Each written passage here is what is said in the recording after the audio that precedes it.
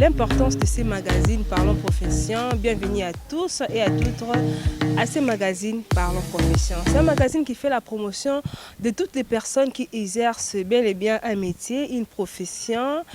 Une personne qui est en fonction, ce magazine est là pour promouvoir ce qu'il fait. Ce magazine est là pour promouvoir toutes les personnes qui exercent bien et bien un métier dans notre pays. Aujourd'hui, comme d'habitude, comme vous êtes déjà habitués à ces magazines qui se passent chaque lundi à 21h juste sur EVTV et mardi à 10h40 pour la rediffusion. Du jour au jour, vous découvrez le métier et les professions qui existent bien et bien dans notre pays, ce beau pays, la République démocratique du Congo.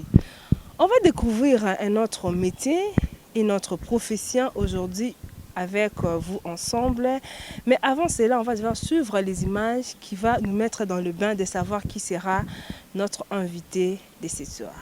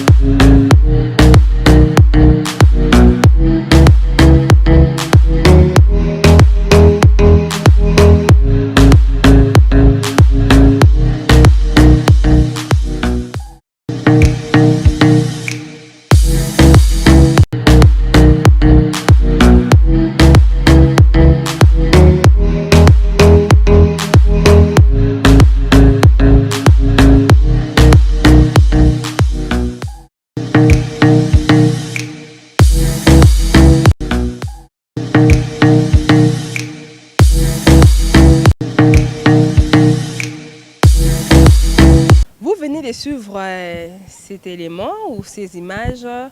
Je pense qu'à la maison, les autres ont compris, les autres n'ont pas compris. Ils se demandent c'est quoi encore, qu'est-ce que Hélène Diamond avait nous apporté, qu'est-ce que nous allons découvrir encore aujourd'hui à travers ces magazines Parlons Profession. Mais il sera avec nous celui qui est spécialiste en cette matière, à cette profession. Il va nous expliquer de quoi s'agit-il, qu'est-ce que vraiment sa profession, comment ça se passe. On va aller vers l'invité pour qu'il nous explique vraiment le vrai dire, l'essence même de sa profession. Eneo Gaïa, à vous.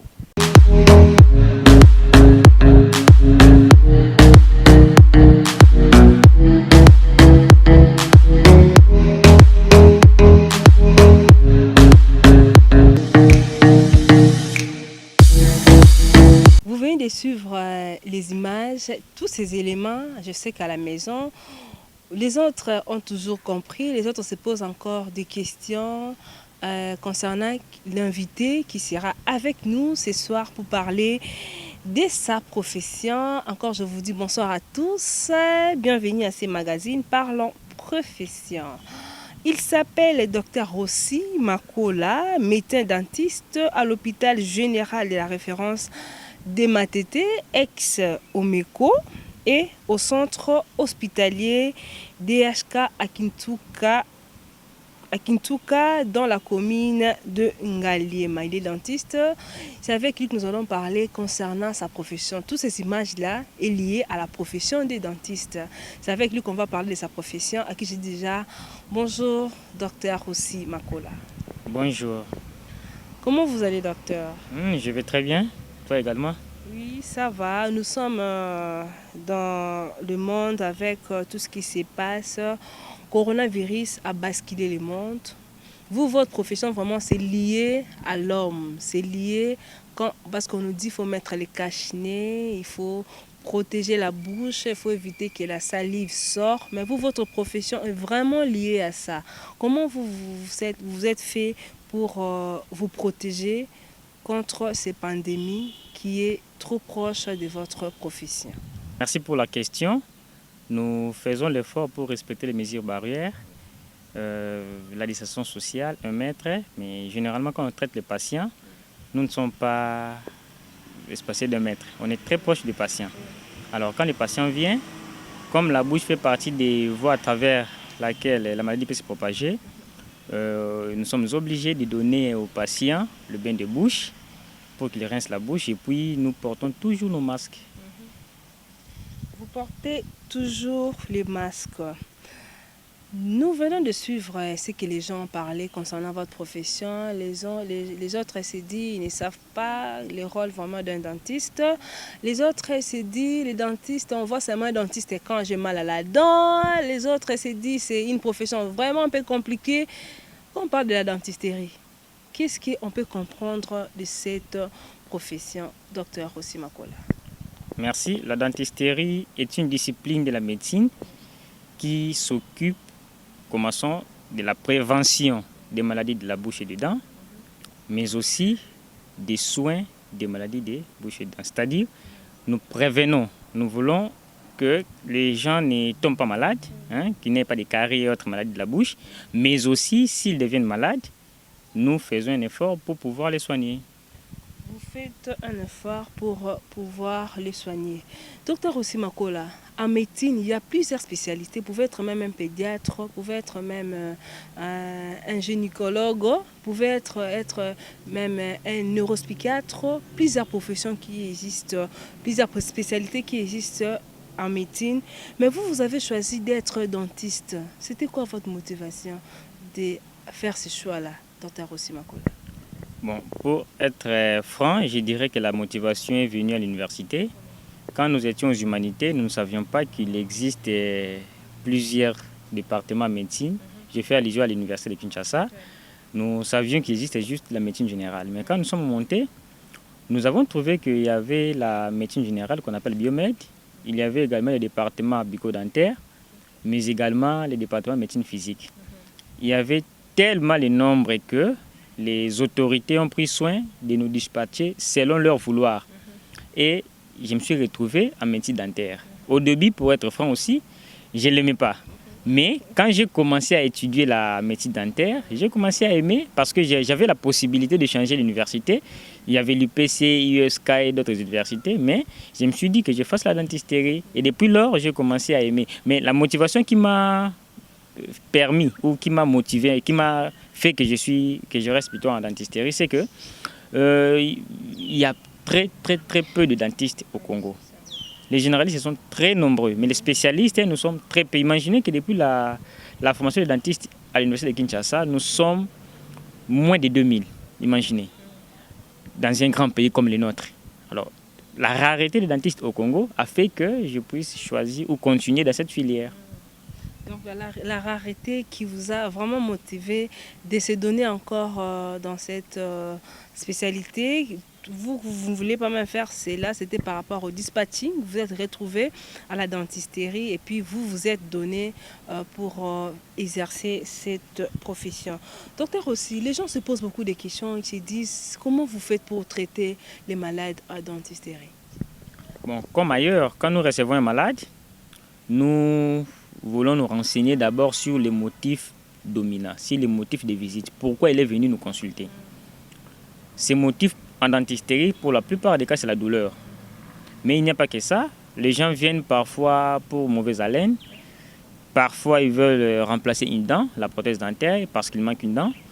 C'est peut-être un saignement au niveau des gencives ou un désordre dans sa denture. Donc, les dents sont mal arrangées. Bien que le motif le plus dominant, le plus fréquent est la douleur, mais il y a quand même d'autres problèmes.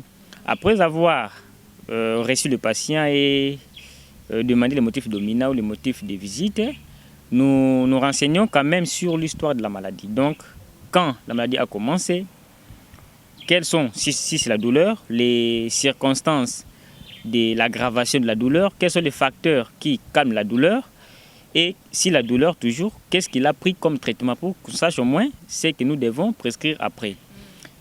Et nous allons sur le fauteuil dentaire pour consulter, il ouvre la bouche, nous regardons tout ce qu'il faut. Déjà, à partir de ces moments-là, nous pouvons avoir un diagnostic, si pas de présomption, de certitude. Nous saurons déjà ces problèmes, c'est la carie dentaire, soit c'est un problème des gencives, soit il s'agit des tartres ou des autres maladies de la bouche. On peut passer à l'étape suivante, c'est celle de l'examen paraclinique.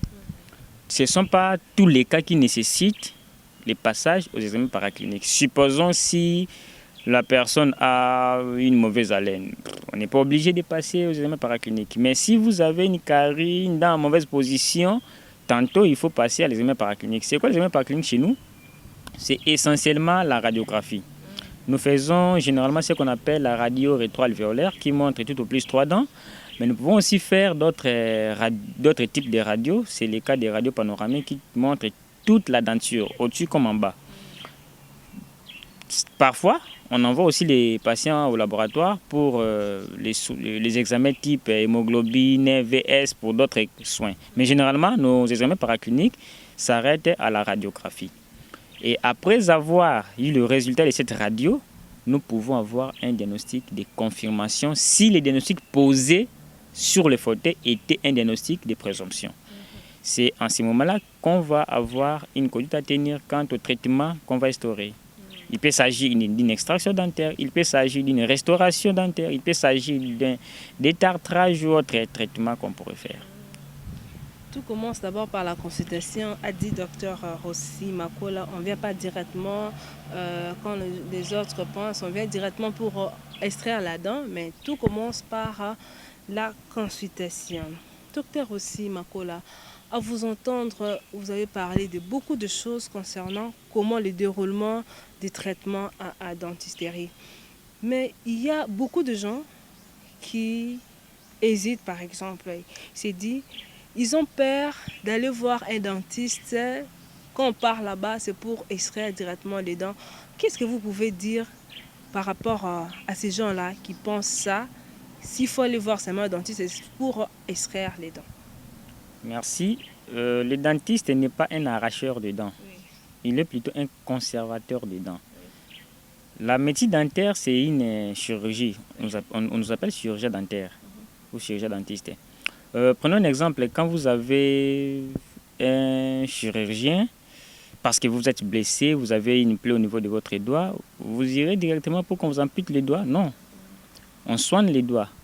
Même dans d'autres parties du corps ou des autres membres. On adopte pour l'amputation, dirais-je, ou allais-je dire, si malgré les efforts qu'ils ont fournis, ils n'ont pas pu conserver l'organe. C'est de même chez nous. Quand vous venez déjà avec votre dent vraiment délabrée, irrécupérable, pour la partie visible qu'on utilise pour mâcher, n'est presque plus là, on adopte pour l'extraction dentaire. Mais quand vous avez une dent qui à peine vient d'être entamée, on traite. Donc les dentistes, comme je l'ai dit, n'est pas là pour arracher les dents, il est là pour conserver les dents. D'ailleurs, nous disons que l'extraction dentaire n'est pas en soi un traitement, mais c'est un échec de traitement. C'est lorsque nous ne savons pas restaurer la dent, soigner la dent, c'est en ces moments-là qu'on adopte pour l'extraction dentaire. Mais je dirais aux gens qui nous fuient pour attendre jusqu'à ce que la dent sera complètement bousillée pour venir, c'est eux qui font l'erreur. Il faut venir quand vous avez à peine mal. Mais quand vous attendez jusqu'à ce que la dent en train de cellulite, ce gonflement-là de la dent, c'est en ce moment-là que la dent devient irrécupérable. Donc il faut venir à temps quand vous avez mal et non attendre jusqu'à ce que ça devienne tard. Venir à temps quand vous avez mal, au lieu d'attendre jusqu'à les docteurs vont se retrouver dans l'étape de l'échec, comme a dit docteur Hiroshi Makola. Ils enlèvent la dent quand ils se voient qu'ils sont à l'échec de leur expérience. Ils disent non, non, ces dents doivent être enlevées parce qu'il n'y a pas d'autre solution. Docteur aussi, comme toute autre profession, il y a des risques qui sont liés à votre profession. Quels sont les risques que vous rencontrez dans votre profession étant dentiste? Merci, il y a pas mal de risques. D'abord, les maladies à transmission aérienne, à transmission péphlygienne, comme nous le disons. Ce sont des maladies qui se transmettent par la voie buccale, par la voie nasale. Ce sont les dentistes qui sont les plus exposés. Imaginez que pour le corona, on nous dit d'avoir 1 mètre de distance. Mais le dentiste est très proche de son patient. Il fait partie des praticiens qui sont les plus exposés. En dehors de cela, nous travaillons toujours main dans le sang. Généralement, s'il faut l'extraction dentaire. Alors, si vous vous blessez par exemple, si le patient était un PVV, automatiquement vous êtes contaminé. Donc, des maladies à transmission sanguine et puis des maladies à transmission aérienne, nous sommes vraiment les plus exposés. Même d'autres maladies type hépatite virale et puis, comme j'ai dit, corona et autres, nous sommes les plus exposés. Ils sont les plus exposés. Docteur Hiroshi Makola, vous êtes trop jeune. Vous avez fait combien de temps depuis que vous êtes dentiste? Dans ce monde, il n'y a pas trop de jeunes, il n'y a pas trop de monde. 2000 depuis que vous êtes là. Ça fait combien de temps que vous êtes dentiste? J'ai commencé à exercer depuis le mois de décembre 2015. Donc, calculez. Déjà 6 ans, c'était au mois de décembre de l'année passée. Donc 5 ans plus tôt, nous sommes dans la 6e année. Comme toute autre profession, tout autre métier, il y a toujours de bons moments, il y a toujours des moments difficiles. Quel est le souvenir que vous ne pouvez jamais oublier dans votre parcours étant dentiste? Les souvenirs que je ne peux jamais oublier, ils sont nombreux. Mais je ne sais pas tout étaler ici. Je sais que d'autres types de traitements que nous faisons sont coûteux. S'il faut aller ne fût-ce que dans ce sens-là, quand on fait de tels traitements, on ne se retrouve pas facilement. C'est un peu ça. C'est un peu ça. Ça, c'est magazine Parlons Profession. On laisse un peu les docteurs de souffler un peu. Je rappelle, ce magazine est là pour promouvoir toutes les personnes qui existent. Bien le bien un métier dans notre pays, votre profession, ce que vous faites, vous êtes en fonction, j'insiste. Les gens se posent beaucoup de questions par rapport à votre fonction. Ils se disent qu'est-ce qu'il fait exactement. Ce magazine est là pour vous. Appelez-nous, nous sommes là pour éclaircir à la population à travers vos interventions, pour expliquer qu'est-ce que vous faites exactement. Vous exercez un métier méconnu que les gens ne savent pas, l'utilité de votre profession. Décidez de votre métier. Ce magazine est là pour promouvoir ce que vous faites, pour promouvoir votre métier, pour promouvoir votre profession. Je profite à l'occasion pour promouvoir aussi une société qui est là comme le partenaire de ce magazine Parlons Profession, Société Immobilier Foncier et Numérique, Sifen en cycle. Donc, il propose des solutions innovantes dans ces projets en utilisant les méthodes de travail les plus récentes, des normes internationales en personnel de qualité, ainsi que les outils de travail toujours à la pointe de la technologie. C'est ça même l'importance de l'entreprise Sifen. C'est une société immobilière foncier et numérique. Tous vos besoins concernant les immobiliers, tous vos besoins concernant les immobiliers fonciers numériques, Sifen, partenaire de magazine Parlons Profession, est là pour vous servir. Je retourne vers les docteurs Hiroshi Makola pour notre entretien. Docteur Hiroshi, les jeunes vous regardent, vous avez dit que vous êtes que 2000 dans cette profession. Ces jeunes-là qui, moins de 2000, donc, ces jeunes-là qui a regardé, qui s'est dit, je suis en médecine, je vais embrasser cette profession, devenir dentiste comme docteur Ossi Makola, quel est le procédure? Vous pouvez dire aux jeunes-là qui vous suivent à travers ces magazines. Merci. Notre domaine, notre spécialité, c'est seulement l'INUKIN, à l'Université de Kinshasa. Nous les commençons déjà en G1.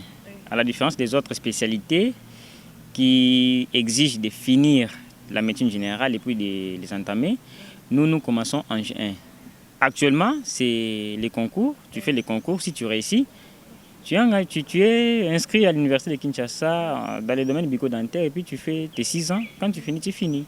Bien qu'il y ait encore d'autres spécialités ou sous-spécialités dans notre grande spécialité qui est la médecine dentaire. Donc c'est à l'INUKIN, tu fais le concours, tu réussis, on t'inscrit et puis tu commences ton départ en G1. Ok. Il faut d'abord faire un concours.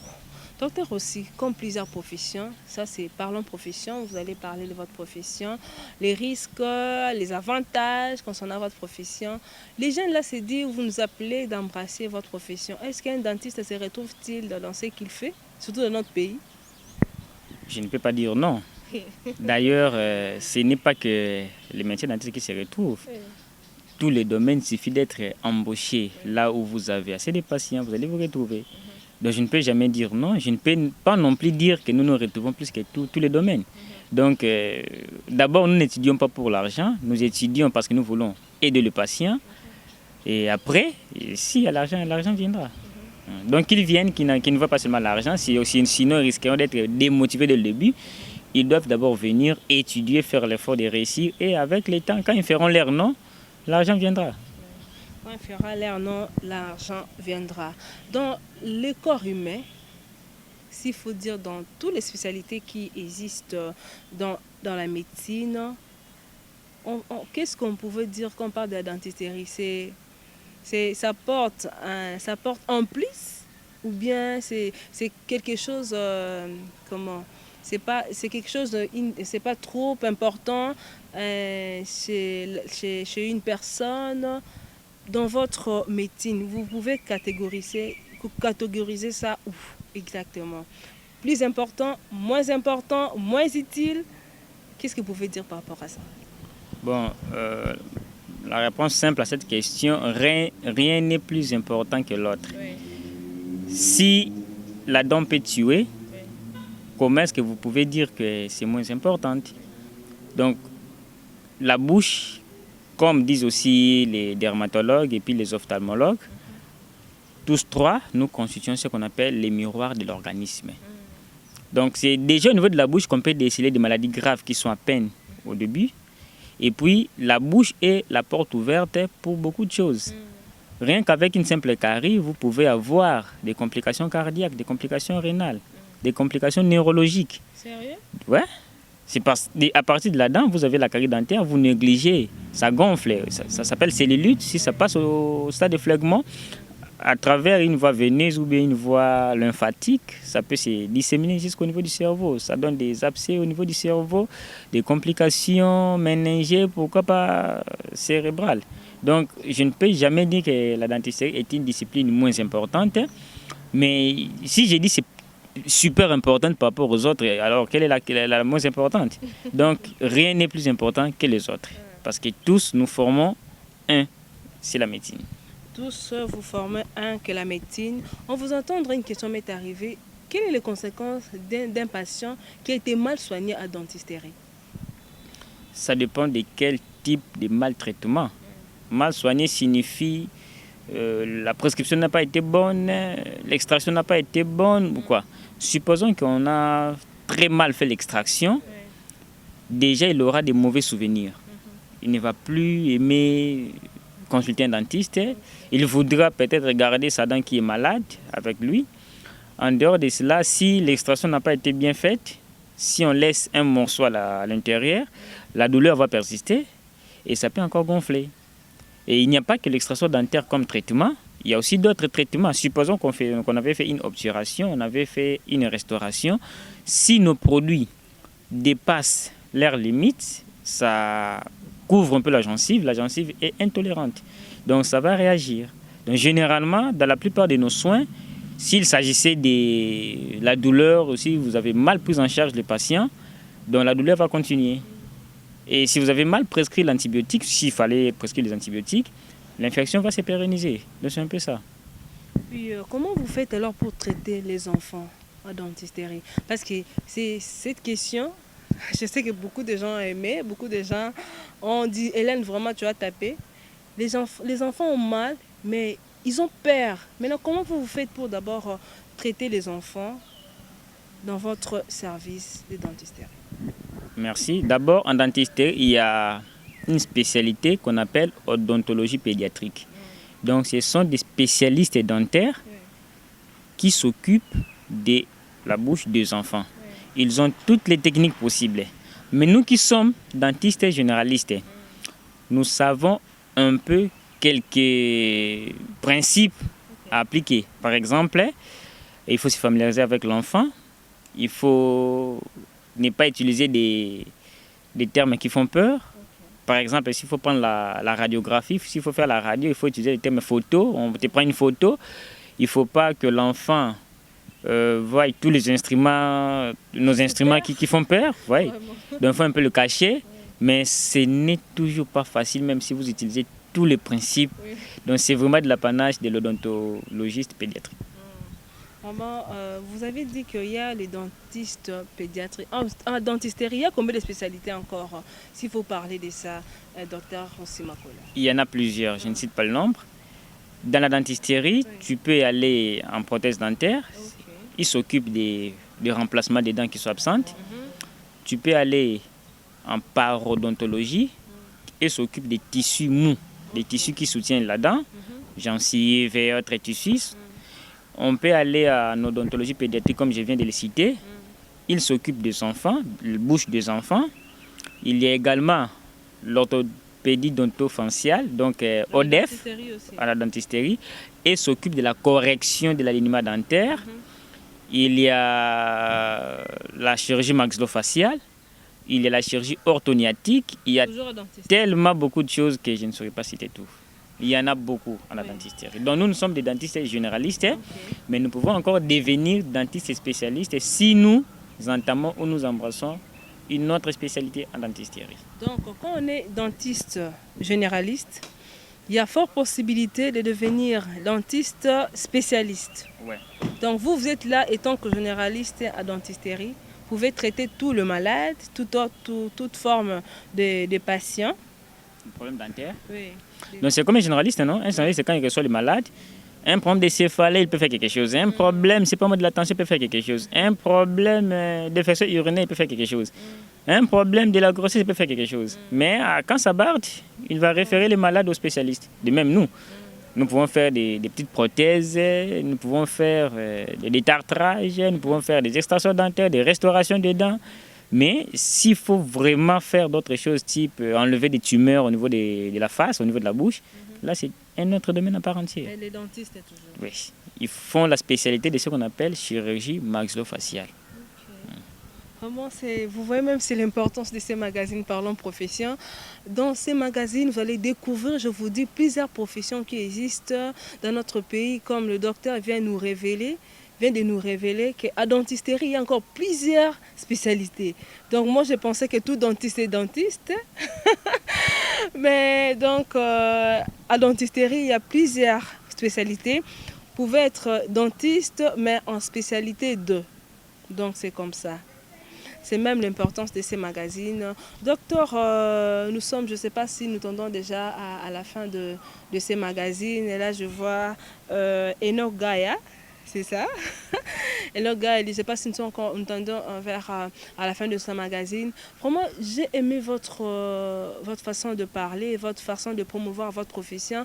Donc, toutes les personnes qui pensent que des dentistes, c'est seulement celui qui enlève la dent. Bon, en fait, c'est celui qui aide à lever les mauvaises haleines. Donc, en dentisterie, il y a encore plusieurs spécialités. Donc, j'aurais besoin, s'il y a un dentiste orthopédiste, comme vous avez dit, donc, vous avez parlé de... Orthopédie dentofaciale. Donc, orthopédie dentofaciale. s'il nous suit, donc appelez-nous, j'ai besoin de vous. Vous avez parlé de votre profession à travers ces magazines. Les gens vont savoir qu'est-ce qui se passe, qu'est-ce que vous faites exactement, comme docteur aussi vient de nous expliquer ce qu'il fait par rapport à sa profession. Docteur aussi, nous sommes bientôt arrivés à la fin de ce magazine. Qu'est-ce que les gens peuvent retenir d'un dentiste en général? Merci. Un dentiste, c'est un praticien, un spécialiste dans le domaine de santé qui s'occupe de la prévention et du traitement des maladies de la bouche et des dents. J'ai dit bouche et dents, c'est vrai que dans la bouche il y a des dents, mais c'est pour enlever l'équivoque quand on dit dentiste, dent point barre. La langue n'est pas dent, la gencive n'est pas dent, tu vois. Donc nous nous occupons des maladies des dents et des autres tissus qui envoisinent la dent. Et nous ne sommes pas des arracheurs des dents comme les gens le pensent. Il faut venir chez le dentiste lorsque la dent bouge déjà. Quand la dent elle est dure, ça ne s'enlève pas facilement, c'est lié au nerf, tu deviendras fou. Vraiment loin de là, nous sommes là pour conserver les dents. Les dents sont faites pour nous aider à mastiquer, à mâcher. Quand vous les enlevez toutes, vous aurez du mal à mâcher. Vous aurez aussi d'autres complications au niveau du type digestif.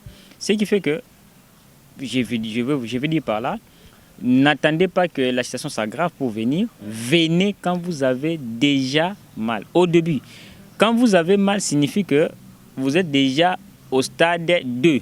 Généralement, la carie au stade 1 ne fait pas mal. Donc n'attendez pas. Et puis, ne nous consultez pas seulement quand vous avez mal.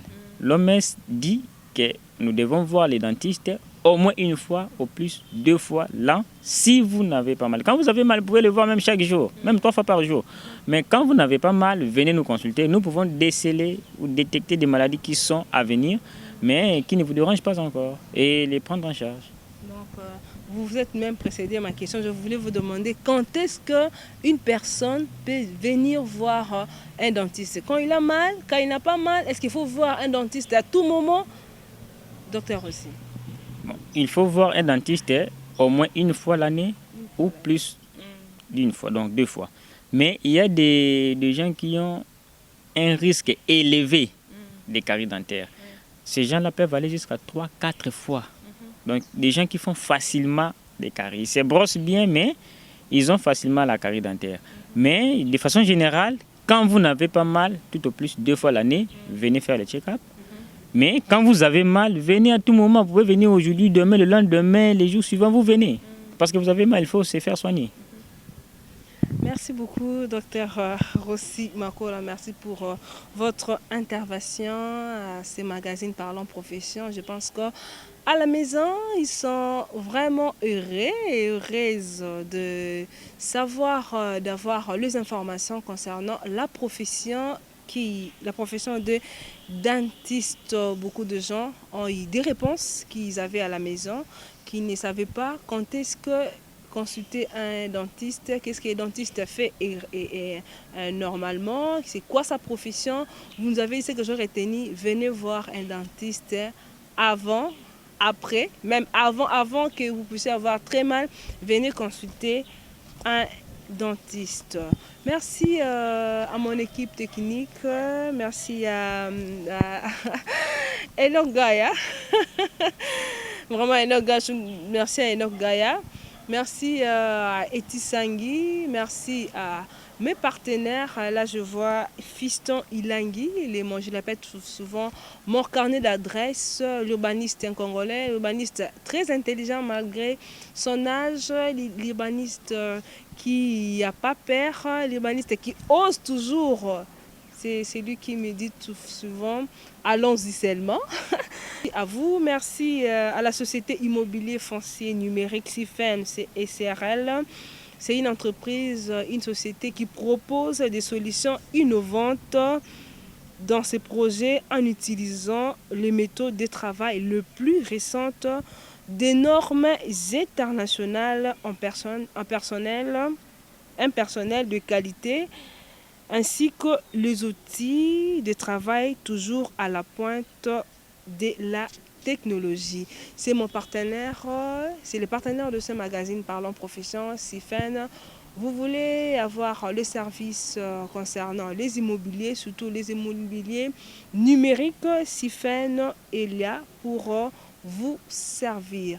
Merci à tous les téléspectateurs. Vous êtes déjà habitués. C'est là qui m'appelle quand l'émission passe, quand l'émission se termine. Merci à vous. Merci encore de consulter ma page Facebook qui est Parlons Profession en RDC avec Hélène Diamond-Alelo et aussi sur ma chaîne YouTube Parlons Profession avec Hélène Diamond-Alelo. Vous allez voir toutes les professions, toutes les personnes que j'ai déjà réussi à travers ces magazines. Vous voulez laisser vos suggestions, nous sommes là. Vous voulez passer aussi, venez promouvoir cette magazine, venez promouvoir votre profession à travers ces magazines. Nous avons besoin de partenaires, nous avons besoin de sponsors parce que ces magazines, vraiment, c'est un magazine terrain, on peut descendre. Parce que l'autre fois, une personne qui m'a appelé, il a besoin que je puisse recevoir, et là, tu supportes un peu, il a besoin que je puisse recevoir un commandant, donc c'est lui qui conduit des bateaux.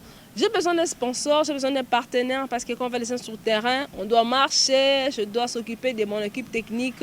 Nous avons besoin de vous comme partenaire. Venez soutenir ces magazines. Merci à la collaboration avec M. Samben de la EVI Télévision chaque lundi à 21h juste et mardi à 10h40. À vous tous, merci.